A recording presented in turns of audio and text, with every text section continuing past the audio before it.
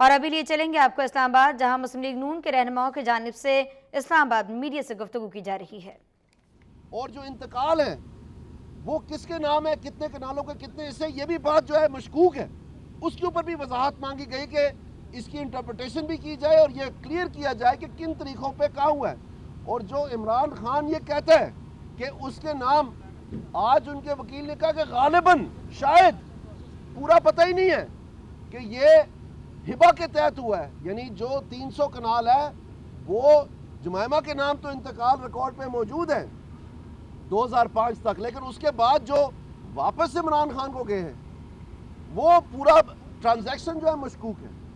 اور اسی طرح سے جو انہوں نے اپنی طرف سے منی ٹریل دینے کی کوشش کی ہے وہ تو صرف محض پاکستان کا ڈاکیومنٹ ہے، اور صرف ایک ایفیڈیوٹ میں یہ لکھا ہے کہ جمائمہ نے اب نیا رام کہانی آ گئی ہے۔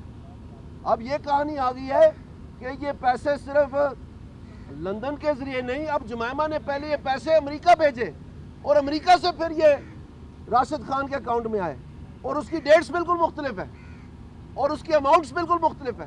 اور یہ بھی کہیں نہیں لکھا کہ جو امریکہ سے جو پاکستان کا دیا ہوا سٹی بینک کا سٹیٹمنٹ ہے کہ وہ امریکہ میں کس اکاؤنٹ سے آئے، اور بی او صرف لکھا ہوا ہے۔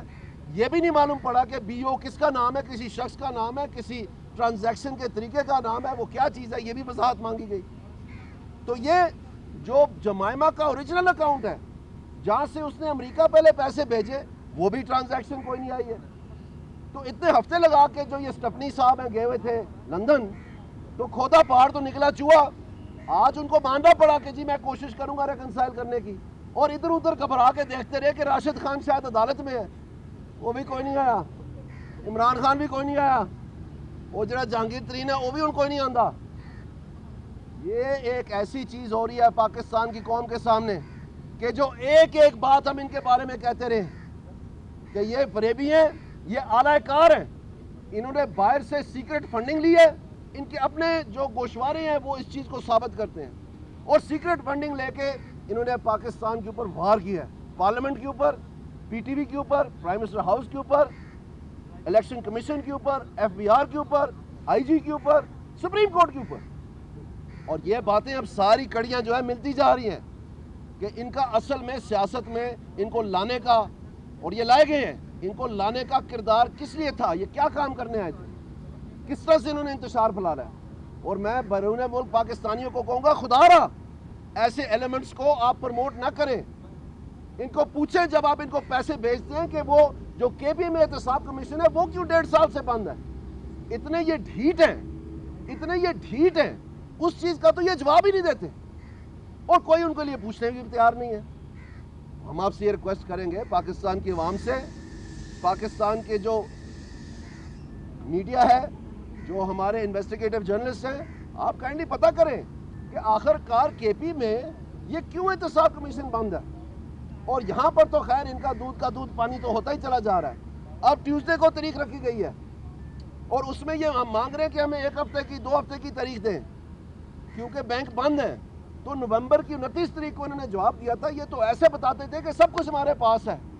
اب نہ اونٹ مل رہے ہیں، نہ وہ فلائٹ مل رہی ہے، نہ وہ پتے پڑ رہے ہیں، نہ کوئی چیز یہاں پر داخل ہونے کے قابل ہے، اور محض یہ پکوڑوں کے کاغذوں کے اوپر انہوں نے ایک ای میل جمع کروائی عمران خان کی۔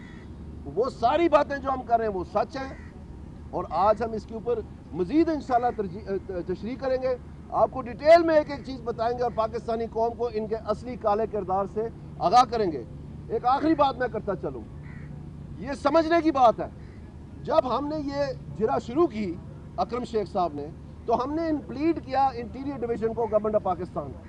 اس وقت عدالت نے یہ کہا کہ اگر ضرورت پڑی تو پھر ہم دیکھیں گے جب وقت آئے گا کہ انٹیریئر کو ہم نے امپلیڈ کرنا یا نہیں کرنا، ٹھیک ہے۔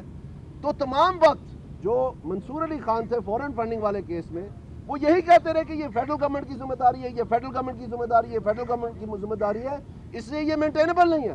تو فیڈرل گورنمنٹ پاکستان کی ساتھ بیٹھی ہوئی ہے، ان کو بلا لیا جائے، اور سیکشن 15 میں جو یہ مان چکے ہیں منصور علی خان صاحب، اب یہ مان چکے ہیں کہ فورن فنڈنگ ہوئی ہے، کنفیشنل سٹیٹمنٹ ہے ان کا اس عدالت میں، تو پھر سیکشن 15 کے تحت جس ادارے نے کارروائی کرنی ہے اس کو بلایا جائے اور ڈائریکشن دی جائے کہ آپ یہ کارروائی کریں۔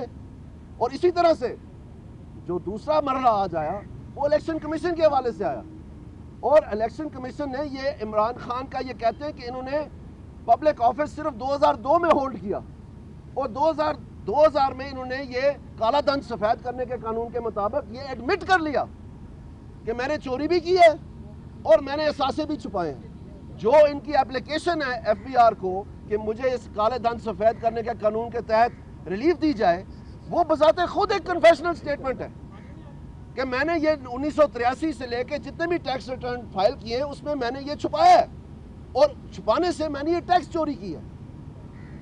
یہ واضح طور پر میں آپ کو بتا رہا ہوں۔ تو جب یہ کہا گیا عدالت میں کہ جو 1997 میں انہوں نے الیکشن لڑا ہے 2000 سے پہلے، اور اس میں جو الیکشن کمیشن میں انہوں نے اپنے گوشوارے اور اپنا جو نامینیشن پیپر فائل کیا ہے، کیا اس میں یہ فلیٹ یا نیازی سروسز مینشن کیا؟ بعد میں تو یہ ایڈمٹ کر چکے ہیں کہ ہم نے نہیں مینشن کیا۔ تو اس میں بھی کہا گیا یہ دیکھا جائے گا کہ اگر ضرورت پڑی تو ہم الیکشن کمیشن سے منگوا لیں گے۔ تو اس میں تو صاف صاف یہ چیزیں ظاہر ہو رہی ہیں، خود یہ مان رہے ہیں ہر چیز۔ تو اب دیکھنے میں یہ ہوگا کہ یہ جو ہمارا انتظامی ڈھانچہ ہے اس پاکستان کا، یہ اس بات کی تحت تک ہمیں بڑا اطمینان ہوا اس بات سے کہ آج چیف جسٹس صاحب نے یہ کہا کہ غلط بیانی برداشت نہیں کی جائے گی اور ہم ہر حربہ استعمال کریں گے غلط بیانی اگر ہوئی تو اس کی تہہ تک پہنچنے کی۔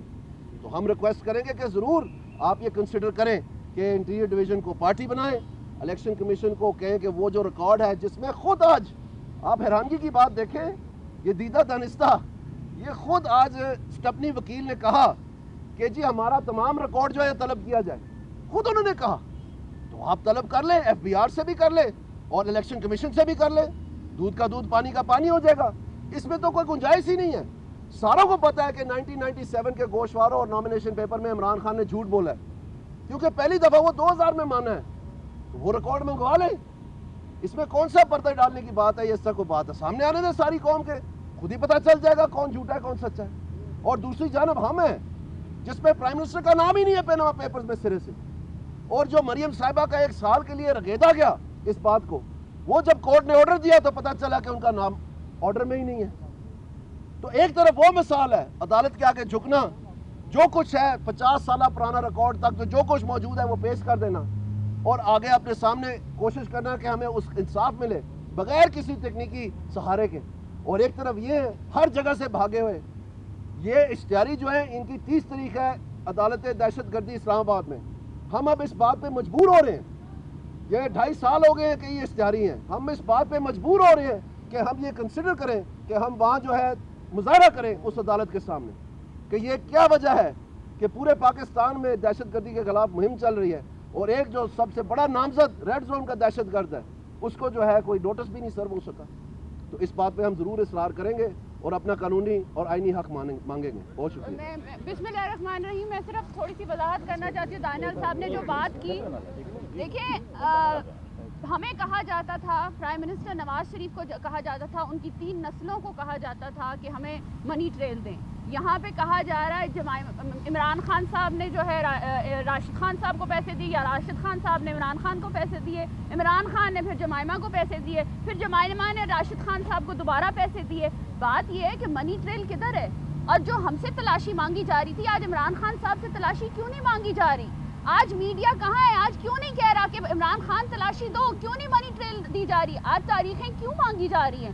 مجھے تو سمجھ نہیں آتی۔ اگر آپ کے پاس صاف شفاف ثبوت ہیں، آپ کے پاس منی ٹریل ہے، آپ نے منی لانڈرنگ نہیں کی، تو آپ کاغذات دے دیں۔ کیوں ہفتہ، 2 ہفتے، 3 ہفتے، 4 ہفتے مانگ رہے ہیں؟ اور ہمارے تو خط کا بڑا مذاق اڑایا جاتا تھا۔ آج جو خیبری خط آیا ہے اس کا کیوں نہیں پوچھتے ان سے کہ یہ خط کیا ہے، اس کی منی ٹریل کہاں ہے، اس کے اکاؤنٹس کہاں ہیں؟